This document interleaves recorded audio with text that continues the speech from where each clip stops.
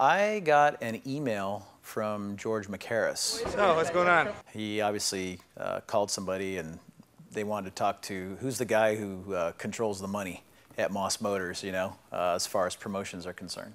He kind of briefly explained what John was going to do and what they were looking for. And my initial reaction was, okay, these guys are crazy. But the one thing that again it resonated was the cause. So I did a little investigation after I got the email.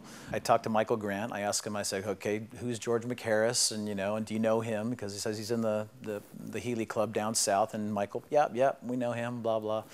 Initially, I wasn't convinced that that anything much was going to come from the effort. But in the end, we looked at it, and the cause was significant and was important. My wife lost her father to cancer about 10 years ago, and so it's something that's near and dear to our heart. So we said, we're gonna get involved and see what happens. And then that was like on a Friday. So as soon as I told George McHarris, yeah, we're in, they had a big parts list of stuff they thought they would need that might break on the drive. I don't know, there must have been about 25 or 30 different items that they needed. And so I went to work, and we had about 95% of what they needed in stock.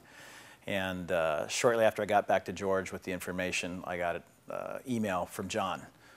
Okay, when can I come get the stuff, And so anyway, I told John to be here on the following Monday about 9:30. Well, about 8:15, I get a call from the receptionist saying, John Nikas is here. I said, John Nikas, what? Oh yeah, he's not supposed to be here because the reason I told John not to be here till after 9 was we don't have anybody in the warehouse to pull the parts until then. The warehouse guys don't show up till then. So anyway, so here he was. He drove all the way down from Los Angeles area. And so anyway, there I go in the warehouse and got all the parts together, met John, talked to him. And he's a very endearing individual, and you could see that he had passion for what he was doing. So at that point, it was more of a, this is something good for us to be involved in, irregardless of what happens. And then, of course, as we all know, the thing has just mushroomed into this thing that has a life of its own now. So that's kind of how we got involved with it. I have been following things from afar. It hadn't really caught on to the whole signature thing yet. So when I walked out and saw the car, it was very moving, just to see all these people that have come in contact with this movement and this effort. And the thing that I think I most respect about it, not once have I ever heard John put his hand out and say, "You need to give us money to this."